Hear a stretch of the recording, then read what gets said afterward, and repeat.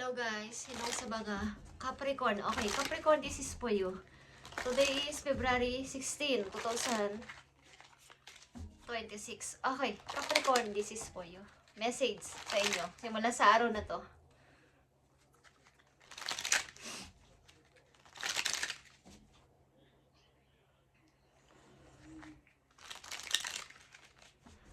About sa inyong pag-ibig. Okay, Capricorn. Tingnan natin. Para to sa mga Capricorn na pumapag-ibig o umiibig. Inspiration, okay. Kayo ay pakanta-kanta. Nai-inspire kayo sa music, kumakanta kayo or kumakanta-kanta kayo. Mahilig kayong mag-humming. Okay. Or mahilig ang karamihan sa inyo sa music. Kapag kayo ay, lalo na pag kayo ay umiibig o nai-inspire. Mayroon ba kayong inspiration? You're my inspiration. Okay. Capricorn, February 16, 2026. About sa inyong pag-ibig. Tingnan natin guys. At meron kayong healing family issues. Okay guys. Maaring merong mga anak dito na aliman dito, okay? Iniwan sa inyo mga anak nyo or iniwan nyo mga anak nyo sa inyong husband o sa inyong wife. Okay, but dito ay may healing family issues na kailangan ng forgive, kailangan ng pagpapatawad. Okay guys, sa mga Capricorn na nandito sa reading, mayroong kayong problema sa pamilya na may kaugnayan o involved ang mga bata guys. Maaring ilan sa inyo o is mga hiwalay na, okay? Sa inyong asawa o sa inyong kinakasama, liman dyan. Kinakasama pa lang ninyo o naging asawa nyo na. Is hiwalay kayo. Okay, guys. At your love life benefits as forgive your parents.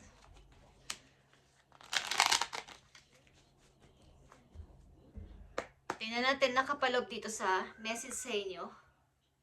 Kung kayo ay in love or kayo ay mai-in-love pa lang, guys. Sa mga Capricorn. So, kayo ay may dalawang kumbaga, hindi kayo makapag-desisyon. Sa ngayon, kayo ay maaaring naka-stop muna sapagkat nag-iisip-isip ng anong dapat ninyong gawin. Okay, guys. Capricorn, tingnan natin. Andito ang courage o strength. Okay? Yung inyong kalakasan. Okay? May iba't ibang klase ng tapang o ng kalakasan guys about sa pag-ibig ito. At ito ay maaaring kung dapat ko ba siyang ipaglaban o dapat bang naming makayanan ng pagsubok na to sa aming pag-ibig. Okay, Capricorn. Tingnan natin to. Yeah. Clearly decide what you want so that it comes to you now. So, sabi ko kayo na hindi kayo makapag-desisyon at hindi pa clear ang lahat sa inyo, kaya kung kayo ay umiibig o gustong umibig is hindi pa, wala pa dyan.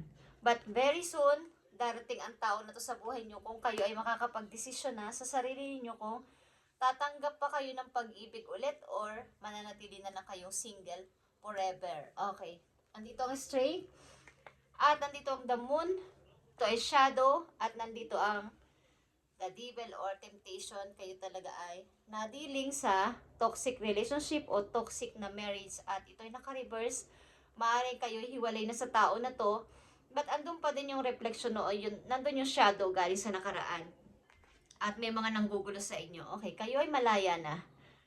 Maaaring kayo ay nakalaya na sa isang toxic marriage at nandito yung inyong pag-iisip-isip kung kayo ay tutungo pa sa pag-ibig ulit o nanatili na lang kayo single. Kumbaga, iibig man kayo, ba't hindi nyo siseryosohin? Parang hindi kayo makikisama o hindi kayo magsasama sa bahay. Okay. Parang pakikipag-boyfriend lang o pakikipag-girlfriend lang. Parang ganyan. Hindi magsiseryosohan. Okay guys.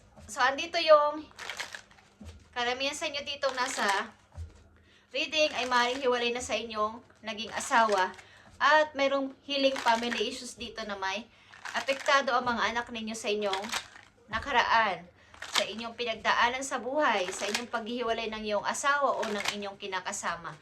At sa inyong kasalukuyan, maaaring kayo ay umiibig o gustong umibig, but iniisip nyo kung, at meron din dito mga, bawa may dalawa o tatlo pa, o higit pa kayo nagugustuhan o dumating sa buhay ninyo, at hindi pa ito clear sa inyo kung siseryosohin ka ba to o pagani-ganito lang, laro-laro lang. Okay. At kailangan maging clear ang inyong isip dito na mag-decide kung talagang gusto nyo umibig ng tuluyan para dumating talaga ang totoong tao para sa inyo. Okay, tingnan natin to Capricorn. Andito ang reaching your goal. Okay, naka-involved to sa inyong pag-ibig. Everything you want from this connection will manifest in the near future. So ito ay near future pang mangyayari sa inyo. Kung anong goal ninyo sa relasyon na to, ito ay mangyayari in the near future. Kung ito ay inyong suseryosohin o palaro-laro lang kayo or hanggang ganun lang, is walang mangyayaring pag-improve sa inyong pag-ibig. Okay guys, Capricorn, ba't kayo ay, karamihan dito ay malaya na sa kasal o sa hindi man kayo nakapag-divorce or hiwalay na talaga, is wala na kayo ng iyong kinakasama o na naging asawa. Okay, hiwalay na. Ibig ko sabihin, ba't nanatili ang healing family issues dito sapagkat may involved na mga bata sa inyong naging samahan ng tao na to. Okay, tingnan natin to Capricorn, about sa inyong pag-ibig. Maaaring kayo tuloy-tuloy na lumalaban sa buhay, hamon ng buhay, at kahit pa paano may pag-ibig naman. Kaya lang ay hindi pa clear sa mind nyo kung seryosohan na ba to or parang yung, di ko sabihin magsasama na kayo sa isang bubong o sa isang bahay. Okay? Or gani-ganito lang. Tingnan natin to. Capricorn, ang mga susunod na message sa inyo sa hinaharap. Okay. Reaching your goal, ibig sabihin is i-manifest nyo ang pag-ibig na to kung talagang tunay inyong nararamdaman. At magiging totoo ito sa inyong near future. Okay. Ikaw ito as a Queen of Cups. Isa ka sigurong butihing nanay, mami or mama, ano man tawag sa inyo, at kayo ay nag-iisa sa buhay. May nasa middle age na kayo guys. Karamihan dito yung 40s pataas. At maaring kayo bata pa, nagtrabaho na. At nanatiling parang ups and down ang pag-ibig. Okay? Magsiseryoso, mawawala, mag-iibig na naman, meron na namang mawawala. Okay. At hindi nyo na malaman din kung ano ba talaga ang hinahanap ko sa isang tao o sa isang pag-ibig. Parang hindi nyo alam kung ano bang patutunguhan kung umibig ako or magsiseryoso. So, ganun ang inyong naging routine sa inyong mga dumarating na tao sa inyong buhay. Okay, Capricorn, tingnan natin ang mga paparating sa inyo. Ito ay 9 of Wands. Kasi pag kayo umiibig, andito yung maraming problema. Okay? Nagkakaroon ng problema sa paligid. Maraming mga responsibilidad na dumarating.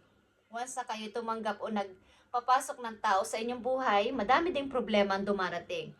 At nawawalan kayo ng limitasyon o boundaries sa inyong sarili. Nawawalan kayo ng limit. Agad-agad na nagkakaroon ng lamat or problema ang relasyon. Guys, marami ring nangingialam sa inyong relasyon. Okay. At nandito ang Princess of Wands. Ito ay fire sign guys. Aries, Leo, Sagittarius. At nandito ang sacrifice. Okay. Like I said, ang ilan din sa inyo is mai-involve o nai-involve o na-involve sa isang mga panandali ang mga relasyon. Halimbawa, yung mayroong karelasyon na yung isa, tapos aalis kasi kailangan ng bumitaw sa relasyon. So, anong nangyayari? Hindi nyo alam kung ano ba ang totoong ibig sabihin ng pag-ibig para sa akin. Dapat pa ba akong magseryoso kahit na may mga nagkakagusto sa akin o kahit na may mga nagugustuhan ako? Okay, ano man dyan. Kaya hindi pa clear ang inyong mind about dito sa seryosohang pag-ibig.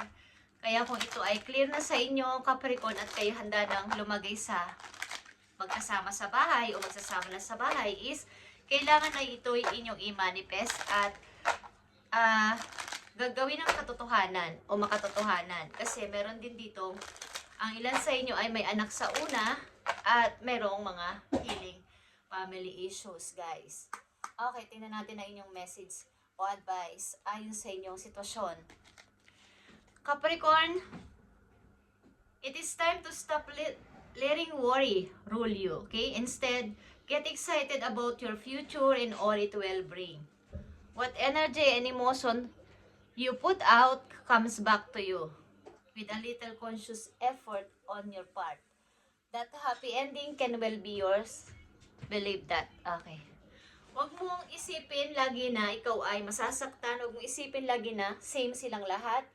Ang gawin mo ay maging excited ka sa future. Okay? Na hindi mo alam, na hindi mo kontrolado ang sitwasyon. Ano man ang mangyari. Kung ito ay magiging successful o mag-fail ka na naman sa pag-ibig, basta mag-enjoy ka kung ikaw ay iibig o pareho kayo nag-iibigan sa isa't isa, nagmamahalan, is andun yung ibigay ang best, ibigay ang pagpapahalaga sa isa't isa at maging excited about your future. Kasi kung anong ipinuput mo sa yung emotion, sa yung energy, yun din ang magiging babalik sa'yo.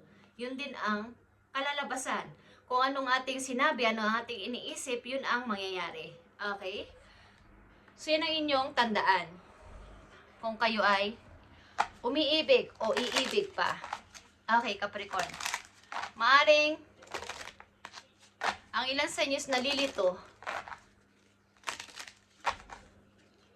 Kung ano ba talaga ang tunay na meaning ng pag-ibig.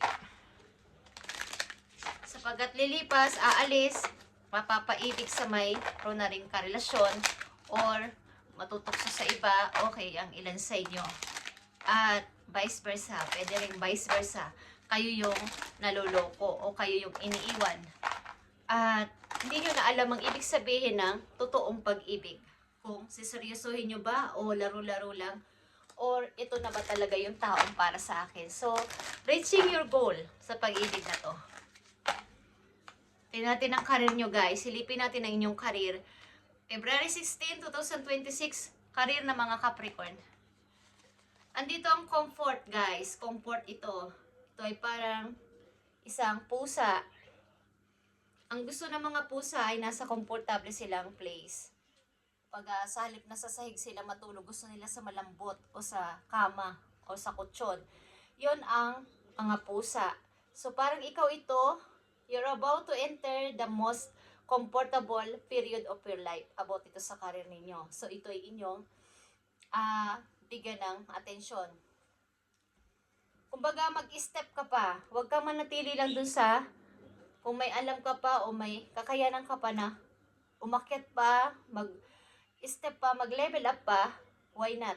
Okay, Capricorn. Your finances are in a state of balance.